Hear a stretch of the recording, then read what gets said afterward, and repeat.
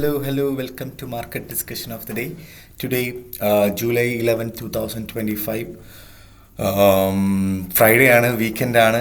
So weekend ഡിസ്കഷനിലോട്ട് പോകുന്നതിന് മുന്നേ ആയിട്ട് നമ്മൾ എല്ലാ ദിവസവും പറയുന്നത് പോലെ നമ്മളുടെ പുതിയ ബാച്ച് ഫോറക്സ് ട്രേഡിംഗ് ഫ്രീ ആയിട്ട് പഠിപ്പിക്കുന്ന പുതിയ ക്ലാസ് അടുത്ത ചൊവ്വാഴ്ച സ്റ്റാർട്ട് ചെയ്യുന്നുണ്ട്. രാത്രി 7:30 മണിക്കും 10:30 മണിക്കുമായിട്ട് രണ്ട് ടൈമിങ്ങിലാണ്, ഇന്ത്യൻ ടൈമിങ്ങിലാണ് നമ്മൾ ഈ കോഴ്സ് പ്രൊവൈഡ് ചെയ്യുന്നത്. ഈ ഒരു 4 ദിവസത്തെ ഒരു ക്രാഷ് കോഴ്സ് മാത്രമാണ്, ഒരു ബേസിക് കോഴ്സാണ്, അഡ്വാൻസ്ഡ് കോഴ്സ് അല്ല.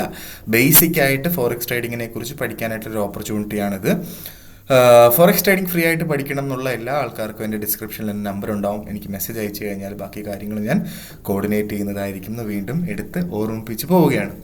So coming to market discussion, coming to fundamental സൈഡിൽ നിന്ന് നമുക്ക് കലണ്ടർ ബേസ് ചെയ്തിട്ടുള്ള പ്രത്യേകിച്ച് ഫണ്ടമെൻ്റൽസ് ഒന്നും തന്നെ ഇല്ല. പക്ഷെ അടുത്ത ആഴ്ച നമുക്ക് കുറച്ച് ഇമ്പോർട്ടൻ്റ് ആയിട്ടുള്ള ഡേയ്സ് ഉണ്ട്. അടുത്ത ചൊവ്വാഴ്ചയും വ്യാഴാഴ്ചയും നമുക്ക് മാർക്കറ്റിൽ നിന്ന് മാറി നിൽക്കേണ്ടി വരും. കാരണം ചൊവ്വാഴ്ച നമുക്ക് US CPI വരുന്നുണ്ട്. അതേപോലെ തന്നെ ബുധനാഴ്ച നമുക്ക് GBP എന്ന്, അതായത് UK എന്നുള്ള CPI വരുന്നുണ്ട്. തേഴ്സ്ഡേ നമുക്ക് US എന്നുള്ള റീറ്റെയിൽ സെയിൽസും വരുന്നുണ്ട്. അപ്പം ബേസിക്കലി ചൊവ്വാഴ്ചയും അതേപോലെ വ്യാഴാഴ്ചയും ഡയറക്റ്റ്ലി നമ്മളുടെ എല്ലാ മാർക്കറ്റിനെയും, ഗോൾഡിനെ ആയിക്കോട്ടെ, അല്ലെങ്കിൽ GBP ആയിക്കോട്ടെ, യൂറോ ആയിക്കോട്ടെ, JPY ആയിക്കോട്ടെ, നമ്മൾ ട്രേഡ് ചെയ്യുന്ന മെയിനായിട്ടുള്ള 4 പെയേഴ്സിലും നല്ല രീതിയിലുള്ളൊരു ഒരു വോളറ്റാലിറ്റി അല്ലെങ്കിൽ ഒരു ഡയറക്ഷണൽ ചേഞ്ച് ഉണ്ടാകാനുള്ള പോസിബിലിറ്റി ഉണ്ട്. സോ അടുത്ത ആഴ്ച നമുക്ക് തിങ്കൾ, ബുധൻ, അതേപോലെ വെള്ളി, ഈ 3 ദിവസങ്ങളിലുമാണ് നമുക്ക് പ്രോപ്പർലി റേഞ്ച് ബേസ് ചെയ്ത്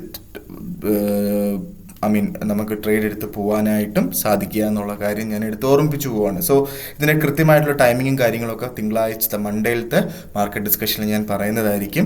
സോ പൊളിറ്റിക്കൽ സൈഡിൽ നിന്ന് ഒരുപാട് ഡ്രാമാസ് നടക്കുന്നുണ്ട്. USA നിന്ന് താരിഫിനെ പ്രമാണിച്ച് ജൂലൈ 9 യൂറോപ്യൻ കൺട്രീസിൽ കൊടുക്കാനിരുന്ന ആ ഒരു താരിഫിൻ്റെ ഡേറ്റ് മാറ്റിവെച്ചു. എന്തായാലും ജൂലൈ 9 തന്നെ കൊടുക്കും എന്നൊക്കെയുള്ള പ്രഖ്യാപനങ്ങളൊക്കെ ഉണ്ടായിരുന്നു. പക്ഷേ അത് ഓഗസ്റ്റ് 1 മാറ്റിവെച്ചു. പല കൺട്രീസിന്, എല്ലാ രാജ്യങ്ങൾക്കും ഓഗസ്റ്റ് 1 അതിന് പ്രോപ്പറായിട്ടുള്ളൊരു ഡിസിഷൻ ഉണ്ടാവുക എന്നുള്ളൊരു കാര്യമാണ് ഏറ്റവും ലേറ്റസ്റ്റ് ആയിട്ട് കിട്ടിയൊരു അപ്ഡേറ്റ്.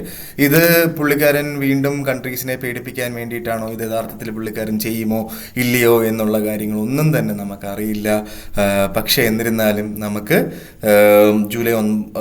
ഓഗസ്റ്റ് 1 തന്നെ വരുമെന്ന് പ്രതീക്ഷിക്കാം എന്ന് മാത്രമാണ്. സോ ഇതെല്ലാം ഇപ്പം ബ്രസീലിന് ഏർപ്പെടുത്തിയിട്ടുള്ളത് 50% താരിഫാണ് അല്ലേ. അതേപോലെ പല കൺട്രീസിലും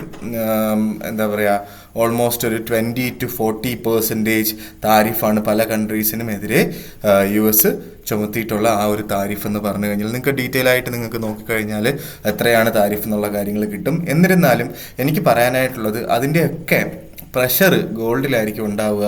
ഗോൾഡ് അതുകൊണ്ടിട്ട് തന്നെ മുകളിലോട്ട് പോകാനുള്ള പോസിബിലിറ്റി വളരെ കൂടുതലാണ് എന്നുള്ളൊരു കാര്യം നമ്മൾ തള്ളിക്കളയാതിരിക്കുക. Okay, so coming to technical side, നമുക്ക് ഫസ്റ്റ് ഓഫ് ഓൾ നമ്മൾ എല്ലാ ദിവസവും പറയുന്ന പോലെ JPYയിലോട്ട് വരുമ്പം JPY 146.83 എന്ന് പറയുന്ന റേഞ്ചിൽ നിൽക്കുന്നു. നമ്മൾ ഇന്നലെയും പറഞ്ഞതാണ് 146 അവിടെ നിന്ന് ബൈ ചെയ്തോളാനായിട്ട് ഞാൻ ഇന്നലെയും പറഞ്ഞതാണ് അല്ലേ. 146 അവിടെ നിന്ന് ബൈ ചെയ്തിട്ടുള്ള ആൾക്കാർക്ക് നല്ല രീതിയിലുള്ള പ്രോഫിറ്റ്, ഓൾമോസ്റ്റ് ഒരു 100 പിപ്സിൻ്റെ മുകളിലുള്ള പ്രോഫിറ്റ് ഓൾറെഡി കിട്ടിയിട്ടുണ്ട്. ഓക്കെ, 147 വീണ്ടും റെസിസ്റ്റ് ചെയ്തു, താഴോട്ട് വരുന്നു. ഇന്ന് എനിക്ക് വീണ്ടും പറയാനായിട്ടുള്ള ഓപ്പർച്യൂണിറ്റി 146 അവിടെ നിന്ന് വീണ്ടും നമുക്ക് കിട്ടിക്കഴിഞ്ഞാൽ ബൈ എടുക്കാം. നമ്മൾ JPYയിൽ പറയുന്ന മിക്ക ഓപ്പർച്യൂണിറ്റീസും കറക്റ്റായിട്ട് തന്നെ പോകുന്നത് കൊണ്ടിട്ട് ഉറപ്പായിട്ടും ചിലപ്പം സ്റ്റോപ്പ് ലോസ് അടിക്കാം. പക്ഷേ 148 എന്നുള്ള സെല്ല് പ്രോപ്പറായിട്ടുള്ളൊരു സെല്ലായിരിക്കും. 148 നിങ്ങൾക്ക് ധൈര്യമായിട്ട് സെല്ലെടുത്തോ.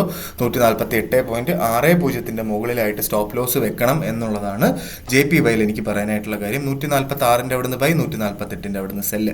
ഇതാണ് JPYയിൽ എനിക്ക് ഇന്ന് പറഞ്ഞു തരാനായിട്ടുള്ള ഒരു ഓപ്പർച്യൂണിറ്റി എന്ന് പറഞ്ഞു കഴിഞ്ഞാൽ ചിലപ്പോൾ JPY 147.60 അവിടെ റെസിസ്റ്റ് ചെയ്യാനായിട്ടുള്ള ചാൻസ് ഉണ്ട്. അതെങ്ങനെ റെസിസ്റ്റ് ചെയ്യുന്നതെന്ന് അറ്റ്ലീസ്റ്റ് ഒരു മാർക്കറ്റ് ഓപ്പണിങ്സോ നമുക്ക് ഉറപ്പിക്കാൻ പറ്റുന്നത്, 2 മാർക്കറ്റ് ഓപ്പണിങ്സിന് 146 ക്രോസ് ചെയ്യാതെ മുകളിലോട്ട് പോകാതിരിക്കുമ്പോഴാണ് നമുക്ക് ഉറപ്പിക്കാൻ പറ്റുന്നത് അല്ലേ. പക്ഷേ 147.60 മുകളിലായിട്ട് മാർക്കറ്റ് 2 മാർക്കറ്റ് ടൈമിങ്ങിൽ കടന്നില്ല എങ്കിൽ നമുക്ക് അവിടുന്ന് സെല്ല് ചെയ്തുകൊണ്ട് സ്റ്റാർട്ട് ചെയ്യാം. നമുക്ക് ഉറപ്പിക്കാം 147.560 ഒരു റെസിസ്റ്റ് ചെയ്യും എന്നുള്ളത് നമുക്ക് ഉറപ്പിക്കുകയും അവിടുന്ന് നമുക്കൊരു പ്രോപ്പർ സെല്ലെടുത്ത് മുന്നോട്ട് പോവുകയും ചെയ്യാം. ഇതാണ് JPYയിലുള്ള ഒരു ഓപ്പർച്യൂണിറ്റി എനിക്ക് പറഞ്ഞു തരാനായിട്ടുള്ളത്. നേരെ നമ്മൾ യൂറോയിലോട്ട് പോകുമ്പോൾ യൂറോ 1.1687 എന്ന് പറയുന്ന ഒരു റേഞ്ചിൽ നിൽക്കുന്നു. യൂറോ ചെറിയൊരു കറക്ഷനൊക്കെ കാണിച്ച് താഴോട്ട് പോകുന്ന ഒരു കാഴ്ചയാണ് നമ്മൾ കണ്ടിട്ടുള്ളത്.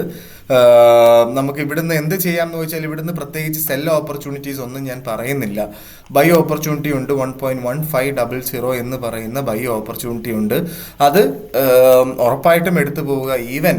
ഈവൻ റഷ്യ ഉക്രൈൻ വാർ വെടിനിർത്തൽ പ്രഖ്യാപിച്ചാൽ പോലും ഉറപ്പായിട്ടും 1.1500 അവിടെ റെസിസ്റ്റ് ചെയ്യുകയും അവിടുന്ന് മുകളിലോട്ട് പോകാനാണ് കൂടുതൽ പോസിബിലിറ്റി ഉള്ളത്. അങ്ങനെ അവിടുന്ന് ബൈ ചെയ്യുന്ന ആൾക്കാർ ഉറപ്പായിട്ടും സ്റ്റോപ്പ് ലോസ് വെക്കണം. 1.40 താഴെയായിട്ട് സ്റ്റോപ്പ് ലോസ് വെക്കണം. നിർബന്ധമായിട്ടും സ്റ്റോപ്പ് ലോസ് വെക്കണം.